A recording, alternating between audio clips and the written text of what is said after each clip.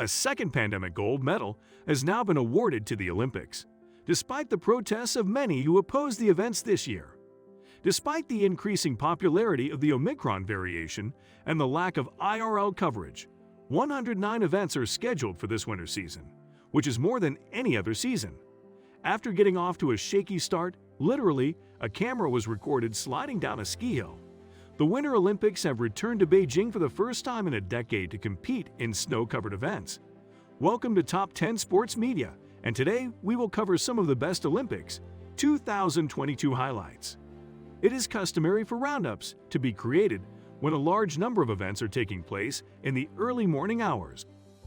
From Johnny Weir's Hunger Games-inspired attire to the return of the Jamaican bobsleigh team, some of the most beautiful and dramatic moments have occurred in the midst of a global pandemic, as evidenced by the following images. A variation spike is accompanied by the lows of another sporting competition, which might make cheering for your favorite snowboarder or rainbow panda seem a bit out of place.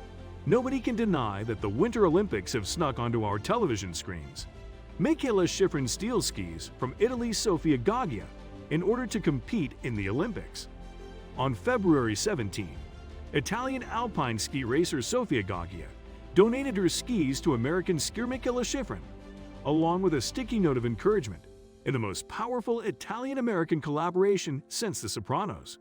"I saw it right away, and I almost burst into tears," Schifrin admitted to NBC News.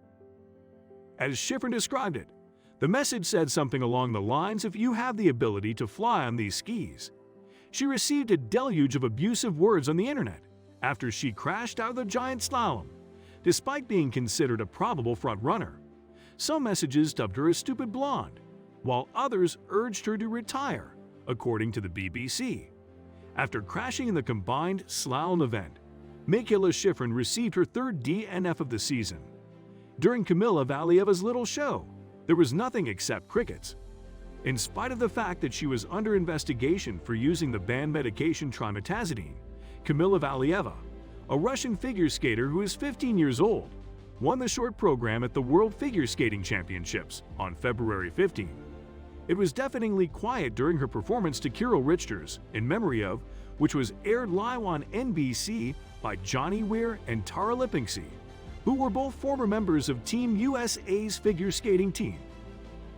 However, while Weir and Lipinski remained deafeningly silent throughout the broadcast, they were loud later on about their dissatisfaction with Valieva's participation.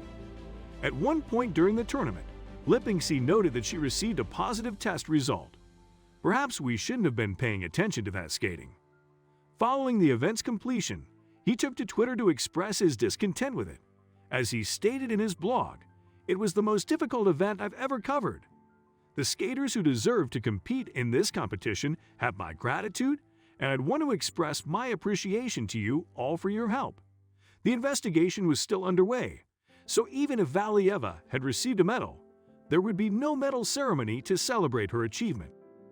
Nonetheless, on February 17, the skater finished fourth in the free skate, behind compatriots Anna Sherbakova and Alexandra Trusova, and Japanese skater Kaori Sakamoto, easing some of the pressure off her shoulders while she awaits the results of the medal ceremony. Chinese internet users have come up with wholesome nicknames for their favorite Olympic athletes. A disproportionately large number of CHENs can be found among the ranks of North American figure skaters. In order to distinguish between them, Chinese sports fans have turned to the internet for help, with Nathan Chen being labeled Chen No 3 by Chinese sports fans on the internet. For example, the figure skater Karen Chen of the United States is referred to as Chen No 4 little sister. The nicknames, on the other hand, aren't merely there for the reason of being easy to remember. Considering that each character conjures up a variety of thoughts that are combined into its meaning, the monikers serve as a lively technique to expressing the unique essence of each athlete. The name's Instant Noodle Sister for Russian figure skating instructor Etteri Tuparids, who has ramen-like curls, Frog Princess for Eileen Gu, who used to wear a green helmet, are some of the most memorable. Examples of characters with less than sweet names include Bucket of Scallion, which is a reference to Chinese figure skaters Sui Wenjing and Han Kong, and Flying Pig, which is a reference to basketball player Charles Barkley. The United States of America was defeated by Slovakia in men's hockey. In men's ice hockey, the United States has dropped out of contention. On February 16, after failing to score against Slovakia, the United States was defeated 3-2 in an intense quarterfinal match. Andy Meal, the team captain, was reduced to tears by the unexpected defeat and removed his gloves to wipe away the tears after the game. In an interview with the Associated Press, Coach David Quinn stated that the team was joking. "We still haven't lost a game. Really?